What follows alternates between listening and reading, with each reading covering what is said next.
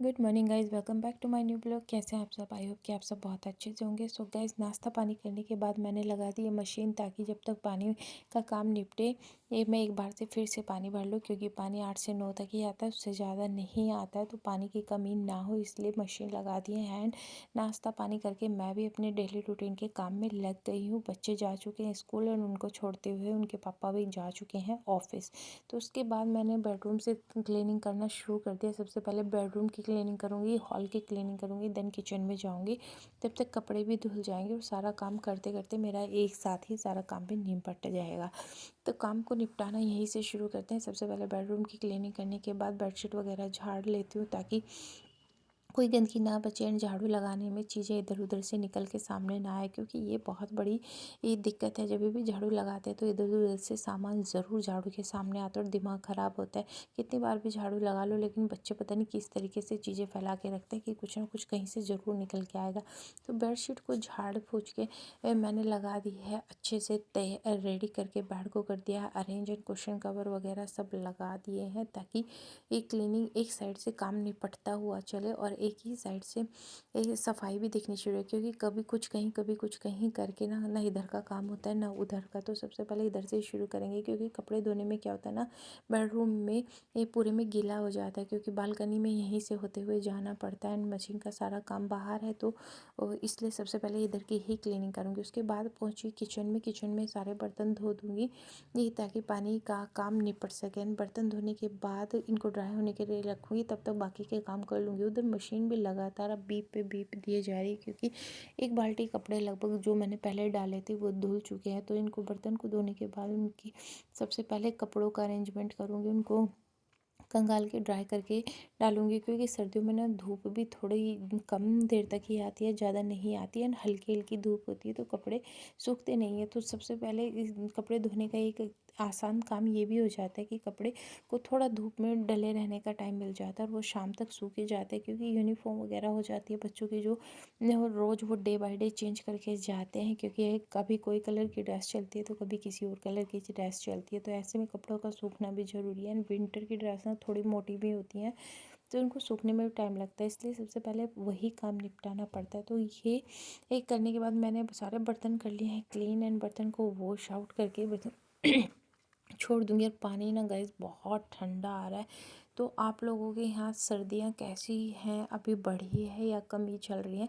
Comment करके ज़रूर बताइएगा।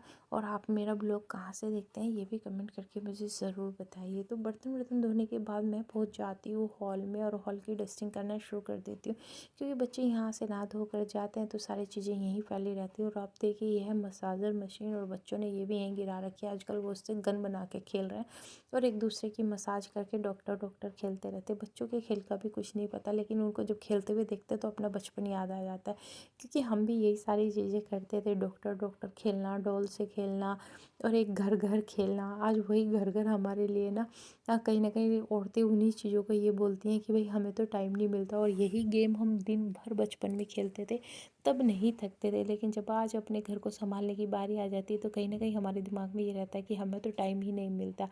तो आज जब हमारा जो खेल था, जब वो हकीकत में बदला, तो हम उससे परेशान हैं। कैसी दुनिया है ना, आज वही काम करने के लिए हमें मेड चाहिए होती है, या उसी काम से छुटकारा पाने के लिए हम पता नहीं क्या क्या करते हैं। तो अपने काम को अपना पूजा समझे काम ही, अपने घर को संभालना भी एक बहुत बड़ी जिम्मेदारी होती है। वो जिम्मेदारी जो हम बचपन में निभाते थे, अब कहीं ना कहीं गुम होती जा रही है। वो गेम जो हमने अपने माँ बाप से देख देख कर सीखा था और गेम में हम उसको देखते थे, और आज जब असल ज़िंदगी में हम उसको जी रहे हैं तो उससे हम परेशान हैं। पता नहीं ऐसा क्यों होता है, लेकिन मैं ऐसा नहीं समझती। मेरा ऐसा नहीं है कि मैं एजुकेटेड नहीं हूँ, जॉब नहीं कर सकती, सारी चीज़ें कर सकती हूँ, बट मैं अपने घर को छोड़कर, अपने परिवार को छोड़कर वो सारी चीज़ें करना पसंद नहीं करती। और कहीं ना कहीं मेरे इस चैनल को खोलने का या मेरे सोशल मीडिया पे आने का एक मकसद ये भी था कि मैं कुछ करना भी चाहती हूँ, बट अपने परिवार का साथ के साथ साथ अपने परिवार को संभालते हुए, अपने परिवार को देख रेख और अपने बच्चों को अच्छे से अपनी नज़रों के सामने बड़ा होते देखे। ऐसा नहीं कि मेड के भरोसे अपने बच्चों को छोड़कर और जॉब पे चले जाना, मैं वो सारी चीज़ें पसंद नहीं करती हूँ। कहीं ना कहीं कुछ लोगों की मजबूरी भी होती है जॉब करना, मैं ये नहीं कहूँगी कि हर एक इंसान का शौक़ होता है, कई लोग मजबूरी में भी ये करते हैं। लेकिन कई लोग घर से सिर्फ बाहर निकलने के बहाने ढूंढते हैं, इसलिए भी वो करते हैं कि उनको घर ना संभालना पड़े। तो जो लोग इस बहाने से करते हैं उनको मैं यही कहूँगी कि ऐसा नहीं करिए, परिवार के साथ टाइम बिताना भी एक बहुत ज़रूरी काम होता है। एंड अब मैं सारा काम करके यहाँ नहा धोकर और अब मैं कर लूँगी अपना स्किन केयर, जो कि बहुत ज़रूरी है। जिस तरीके के सारे काम ज़रूरी हैं, ऐसे स्किन केयर करना भी मेरे लिए बहुत ज़रूरी है। तो आप लोगों को मेरा आज का ब्लॉग कैसा लगा कमेंट करके ज़रूर बताइए। एंड ब्लॉग अगर आप लोगों को पसंद आ रहा है तो फटाफट से ब्लॉग को लाइक एंड चैनल को सब्सक्राइब ज़रूर करें। एंड आप अपनी स्किन से जुड़े कोई भी प्रॉब्लम का अगर हल चाहते हैं तो मेरे दूसरे चैनल का, जिसका नाम है नेचुरल रिया, उस पर विजिट कर सकते हैं।